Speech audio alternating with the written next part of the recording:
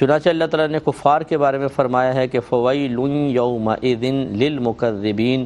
جھٹلانے والوں کے لیے اس دن بربادی ہوگی۔ تو یہ بربادی بڑی مطلب یہ کہ دہشت ناک قسم کی ہوگی، ہیبت ناک ہوگی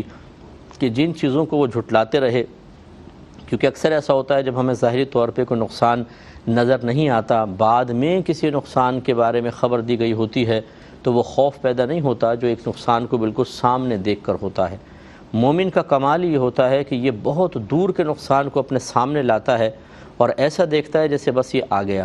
تو پھر اس کو خوف پیدا ہوتا ہے، اس کے عمل میں چینج آ جاتا ہے، تبدیلی آتی ہے۔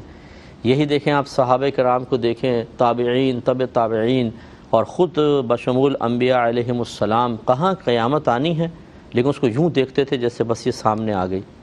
موت کو اپنے بالکل سامنے دیکھتے تھے، میدان محشر میں اٹھائے جانے کو، تو پھر ان کے اندر خوف ہوتا تھا، وہ اچھے اعمال کی طرف مائل رہتے تھے۔ انبیاء علیہ السلام تو معصوم ہیں، لیکن دیگر جو معاملات، دیگر جو ہیں جو محفوظ حضرات ہیں، ان کے بھی خوف کا عالم آپ دیکھیں۔ لیکن کفار کی ہمیشہ آپ یہ صفت دیکھیں گے کہ وہ قریب کو بھی بہت دور، جیسے بھی موت اگر آنے بھی والی ہے تو یار ابھی تو بہت ٹائم پڑا ہوا ہے، پتہ نہیں کب آئے گی، اور قیامت کا تو پھر وہ انکار ہی کیا کرتے تھے۔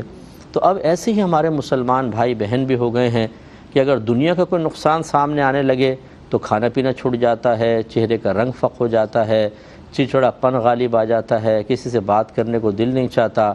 خلوت نشین ہو جاتے ہیں، راتوں کو نیندیں نہیں آتی، نیندیں اڑ جاتی ہیں، آنکھیں ویران ہو جاتی ہیں۔ لیکن آخرت کے بارے میں کتنے آپ ڈرا لیں، کتنے ہی سخت عذاب بیان کر لیں، ان کو سننے کے بعد مسلمان ہنستا رہتا ہے، اس کے دانت نظر آتے رہتے ہیں، گناہوں کا سلسلہ دراز رہتا ہے، بلکہ وہ مذاق اڑانے میں بھی پیچھے نہیں رہتا کہ جو دیندار اس کو ڈر پیدا کرنے کی کوشش کر رہا ہے اسے ڈراتے ہیں اور اس کا مذاق اڑاتے ہیں۔ یہ ہے کفار کا طریقہ جو مومن کی شان نہیں ہے۔ اسی لیے ان باتوں پہ غور کرنا چاہیے کہ اگر ہم مکذبین میں اللہ کے فضل و کرم سے شامل نہیں تو اللہ نہ کرے بری صحبت کی وجہ سے یا اسی طرح غفلت کی وجہ سے اگر ایمان برباد ہو گیا تو ہو سکتا ہے کہ شیطان ہمیں شامل کر دے۔ الذین هم فی خوض یلعبون، وہ لوگ جو مشغلے میں کھیل رہے ہیں، یعنی کھیل کود میں مصروف ہیں اور وہ آخرت کے بارے میں کوئی فکر نہیں کرتے، نبیوں کی اطاعت کی طرف نہیں آتے ہیں۔ یہی آج مسلمان کے بارے میں ہے۔ ہم صبح سے شام تک اپنی کچھ ڈیوٹیاں پوری کرنے کے بعد بس پھر ان مشاغل میں اپنا وقت صرف کرتے ہیں کہ جس سے تھوڑا بہت نفس کو لذت مل جاتی ہے، مزہ ملتا ہے، وقت پاس ہو جاتا ہے، چاہے اس کا دنیا اور آخرت میں کوئی فائدہ نہ ہو۔ جیسے کھیل کود ہے، کچھ انڈور گیمز ہوتے ہیں، کچھ آؤٹ ڈور گیمز ہیں، اور ان میں اتنی ہماری مشغولیت بڑھ گئی ہے، اب خاص طور پہ یہ ٹیبلیٹس آ گئے ہاتھ میں، موبائل ہیں، ان میں کھیل رہے ہیں، گیم لگے پڑے ہیں جی، آدھا گھنٹہ، پونا گھنٹہ، ایک گھنٹہ، ہائپر ہو رہے ہیں، گالیاں بک رہے ہیں، غصے ہو رہے ہیں، اور اس میں ہار جیت کے معاملات پہ ایک دوسرے سے لڑائی جھگڑا کر رہے ہیں۔ ٹائم کی بربادی، کیونکہ فکر نہیں ہے آخرت کی، کیونکہ اس کا صحیح اندازہ نہیں ہے، صحیح خوف نہیں ہے۔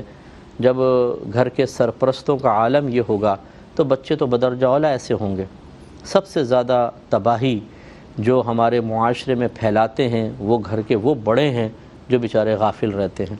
نہ وہ اپنا احتساب کرتے ہیں، نہ وہ خود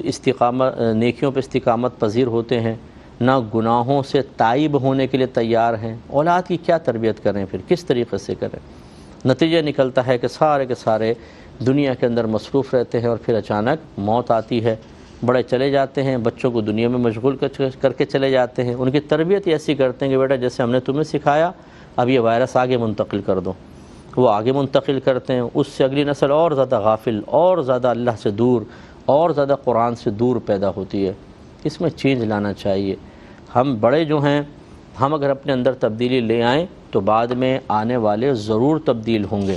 ہمیں اپنی خواہشات کو قربان کرنا چاہیے، ہمیں نفس کے خلاف چلنا چاہیے، ہمیں عبادات پر استقامت پذیر ہونا چاہیے، اور اس کے لیے لازم سی بات ہے کہ کچھ ہمیں اپنے مزے ترک کرنے پڑیں گے، کچھ اپنے مشاغل چھوڑنے پڑیں گے، کچھ تلخیاں دین کے معاملات میں برداشت کرنی ہی ہوں گی۔ لیکن یہ تلخیاں، یہ مصیبتیں، یہ آفتیں، یہ سختیاں حقیقتاً یہ پھول کی طرح اس وقت محسوس ہوں گی جب آخرت بالکل سامنے ہوگی، جب موت بالکل سامنے ہوگی، جب قبر بالکل سامنے ہوگی۔ ہمارے اکابرین کیوں ان فضولیات میں نہیں پڑتے تھے؟ جس کو آج ایک عام نیوٹرل آدمی شاید دیکھ کر کہے یار بڑی خشک سی زندگی ہے، وہ خشک زندگی نہیں ہے۔ یہ وہ بڑی تر زندگی تھی، کیونکہ ان کو معلوم تھا کہ اس کے بعد ہمارے لیے بہت بڑی راحت ہے۔ اور جس کو ہم تر زندگی کہتے ہیں، تراوٹ والی زندگی، اور کہتے ہیں یہ ہے حقیقتاً زندگی، بھائی یہ زندگی نہیں ہے، یہ ہے بوریت۔ جیسی موت آئے گی سارے مشاغل آپ سے چھن گئے، کچھ قبر میں ویڈیو گیم تو نہیں جائے گا، ٹیبلٹ تو نہیں جائے گا، اس میں کمپیوٹر تو آپ کا نہیں جائے گا، دوست بھی یہیں رہ گئے، کھیل کود کا سامان بھی یہیں رہ گیا۔ اب بتائیے اگلی زندگی کو خوشگوار بنانے کے لیے کیا کیا ہم نے؟ یہ بس فرق ہے کہ جو اس مختصر زندگی کو تلخ بنا لے اور اللہ کے لیے اور مطالبہ شرع کے موافق، تو وہ آخرت میں راحت پائے گا، اور جس نے سارے مزے یہاں پر حاصل کر لیے وہ وہاں پر جا کے شاید پچھتائے گا۔